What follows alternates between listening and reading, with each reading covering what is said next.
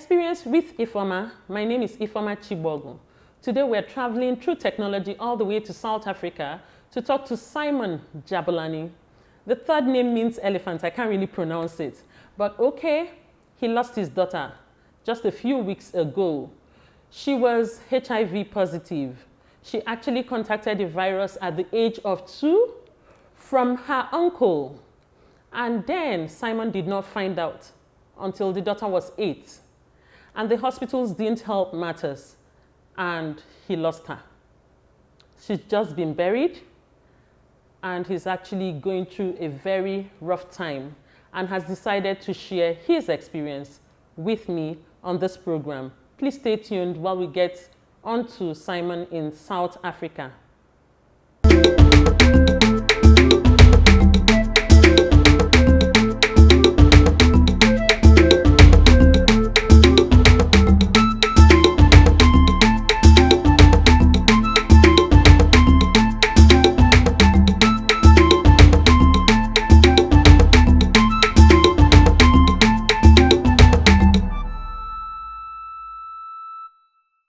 Hello, Simon.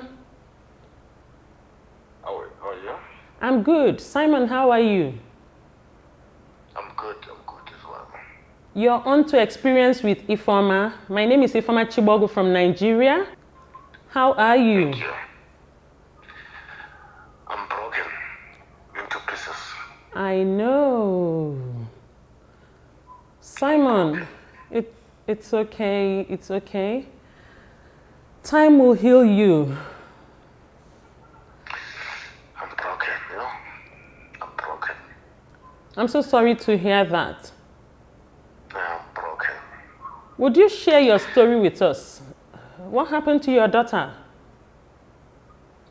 My daughter, when she was born September 28 September 2004. Okay. Okay, at the age of 2, she happened to be, she was sexually abused and infected with HIV and AIDS. She was sexually abused Yeah, sexual abuse at the age of 2. at the age of 2. She was living with her mom. And then after that, her mom didn't tell me everything what happened, that such a thing happened to my daughter. And then when she came to live with me, she stayed with me from the age of 2 up until she was 8 years old. It's then I discovered that there's something wrong with my daughter. Because she was sick, I took her to the hospital, they checked her. They said, there's something wrong with her. They had to call her mother then. Her mother then came and said, yeah, it did happen and that. Then I was shattered because I didn't know about that. Then I asked her, why then did you not tell me? Why did you decide to keep it with you and not telling me when you know I'll be living with the girl? Yeah, I was scared because family, they said I should not say anything about it. Yeah, I was depressed that day. You must be depressed. I cried like a baby. I cried. She was 2 years old, from the age of 2 years up until the age of 8. Simon, if I get you correctly, your daughter was raped by an uncle at the age of 2? Of 2. And was infected with HIV virus? Yes. And you didn't even find out until she became 8 years? When she was 8 years old. Did you try to find out who this uncle was? They started hiding it until they told me, and when they told me who was that person, I only found out that the person already committed a suicide. Oh my God.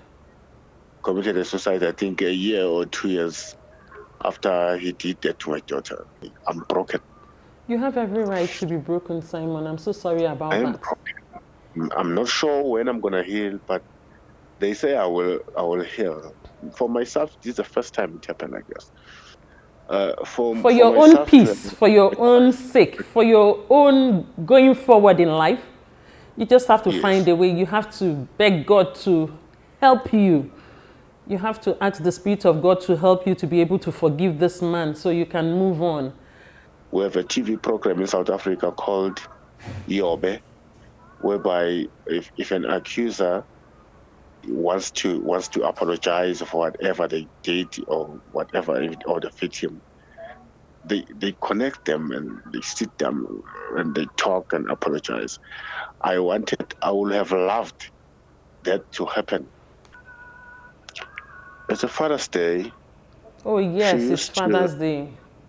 she used to this will make me cry now. When she could write a message on the Father's Day. Last year I was in Cape Town the whole of last year. She'll call, even if she doesn't have airtime, she'll do me a please call, or she'll try other means that I can call her. Then the first thing I'll hear from her, Happy Father's Day, Teddy. Oh, my angel. You just called to tell me that. Yeah. Happy Father's Day. I love you. I'm proud of you, my father. She took I had another profile picture on Facebook. She used it as her WhatsApp profile picture, and she wrote something there. This is my father. I'm proud of him. I wish I can tell him every day that Happy Father's Day every day. You know, so I cried that day. It's worse today that she's gone. And I'm just Yes, wondering, was she not getting adequate medical care? Because I understand I that took people live with HIV and are very healthy. I took her to the hospital. The name of the hospital, I have to say this. It's Mbuleni Hospital. It's in South Africa, in Mpumalanga province, next to Swaziland. Uh, that hospital, it's horrible. I have to say that. I took my daughter there. I did not have money to go to undergo those expensive private hospital. I took her there because she developed warts. Warts was Yes. on her private part. Okay. She developed warts because that guy was sick. That guy who did this to my daughter was sick, STD and all that.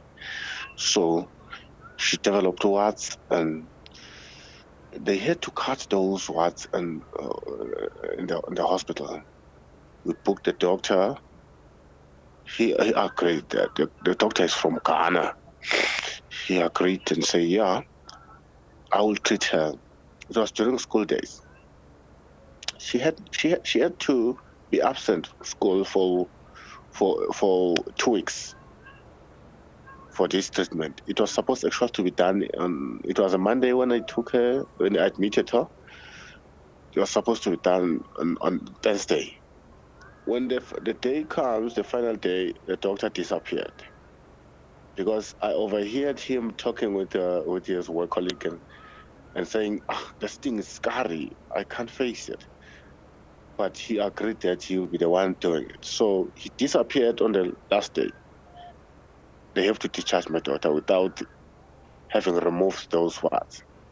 I reported the matter to the CEO. The CEO referred me to um, there's a sister who's governing the doctors there. He referred me to the sister. I lodged a complaint even with the provincial complaint. They say, I think they say it's a complaint, provincial government complaints. I called them and I complained as well. They called the doctor to order, but nothing they did like that satisfied me. And then we had to live without my daughter having, uh, Adequate medical care. She didn't get yeah, adequate medical care. yeah, because of that doctor did not want to. He agreed that he will do it, but when comes the day, he's gone, disappeared. Then I have to take her somewhere else. When her mother decided to take her, and said she must come and stay with me in Soweto. She went to stay with her mom in Soweto on March. All along, she was staying with me. She went to stay with her mom in Soweto in March. Then the worst happened. I heard, yeah, she's gone. I couldn't believe it. I still don't believe it today. You lost her in March? March. She left just March. Thank you so much, Just Simon. that. May God bless you. And bless you too. Thank you. You're welcome. Bye. Now, that was sad. Very sad. If you have any experience you want to share, do get in touch. I'm on all social media platforms. My name remains Ifeoma Chibogu. The program is Experience with Ifeoma. Do stay with us. Thank you for the time. Till next episode. Bye-bye.